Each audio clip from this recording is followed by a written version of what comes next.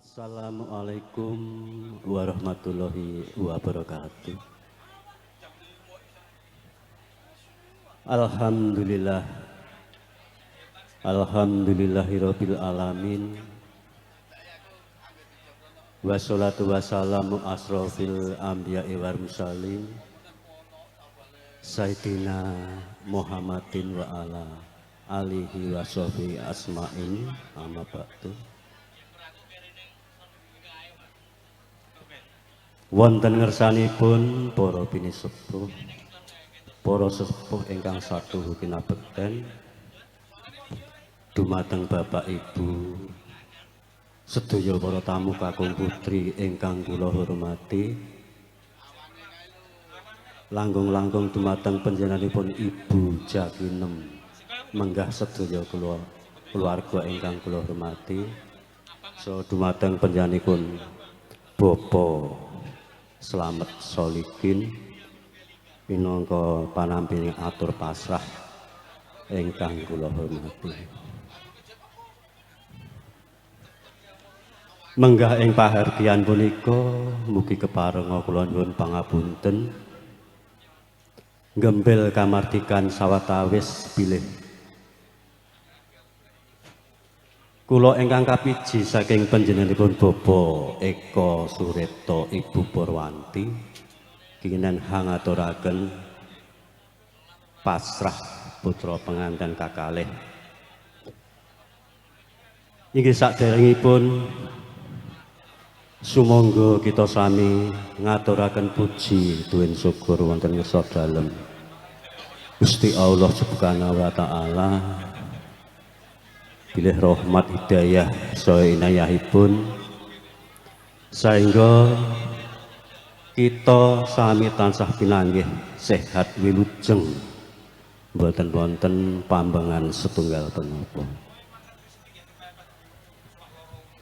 Salam saha selawat mugi katur dumateng junjungan Nabi Agung kita inggih menika Nabi Muhammad sallallahu alaihi wasallam.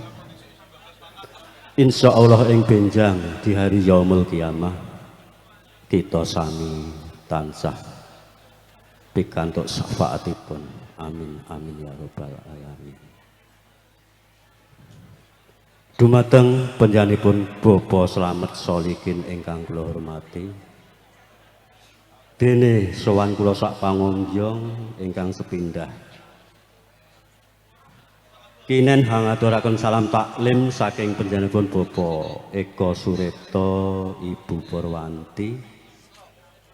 Mugi katur dumateng Ibu Jaginem menggah sedaya keluarga kanthi pambukane ngatur Assalamualaikum warahmatullahi wabarakatuh.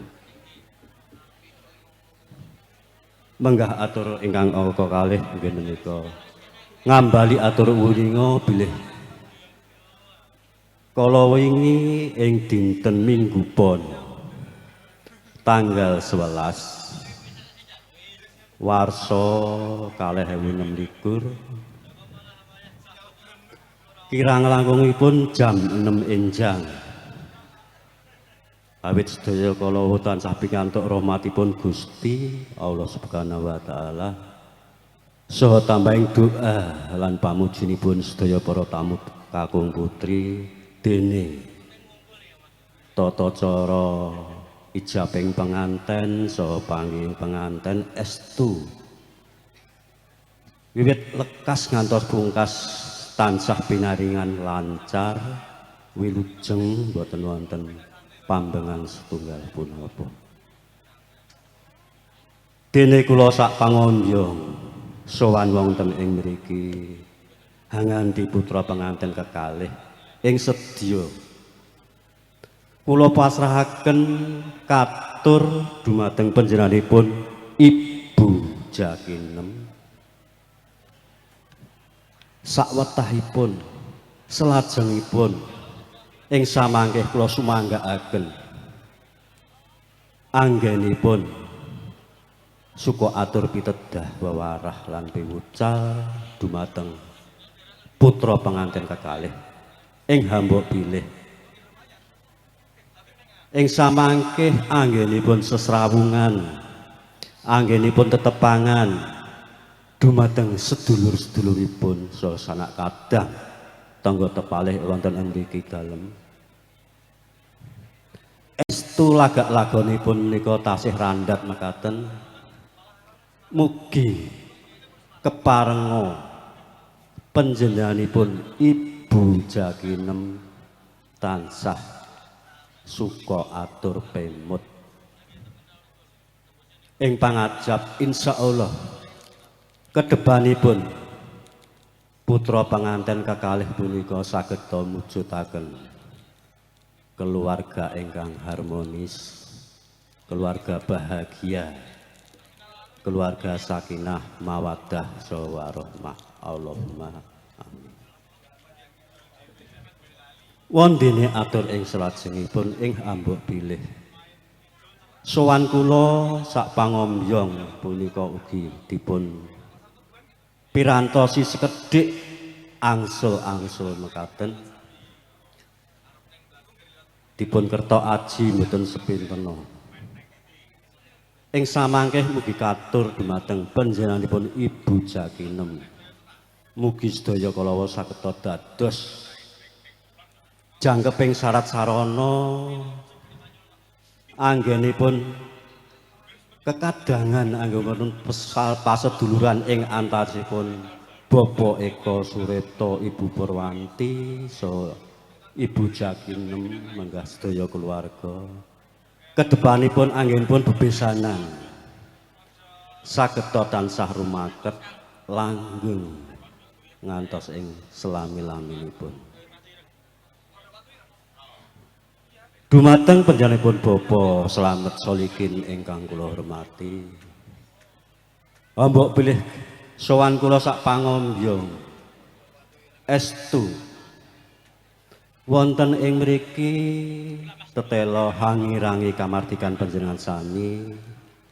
Lagak lan lagonipun menika hangirangi suba sita saha tata ing kasusilian.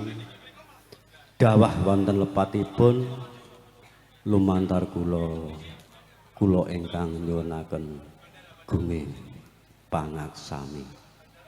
Parandene mbok bilih pahargyan saha pepanggihan samangkeh estu sampun sawetawis wedal saha sampun ngancik ing paripurna. Mugi keparenga kula sak pangombyong lengser wonten saking palenggan punika saperlu badhe nyuwun pamit mekaten.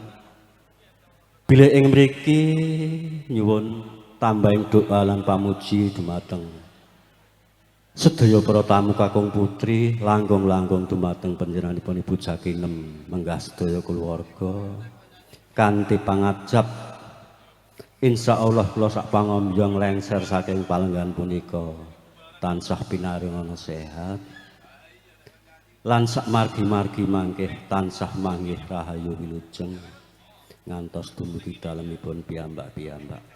Amin amin ya rabbal alamin. Dumateng Bapak Slamet Solikin ingkang kula hormati, menggah kala wau wiwit purwa madya ngantos wasananing atur pasrah sampun kula aturaken kanthi prasaja. Mbok bilih anggen kula matur menika tasih tumpang suh anggen kula matur saha wonten galap sangsuling atur kula dawah wonten lepat pribadi kula ugi nyuwun gunging pangaksami. Kanthi panutuping atur akhirul kalam wabillahi taufik wal hidayah. Wassalamualaikum warahmatullahi wabarakatuh.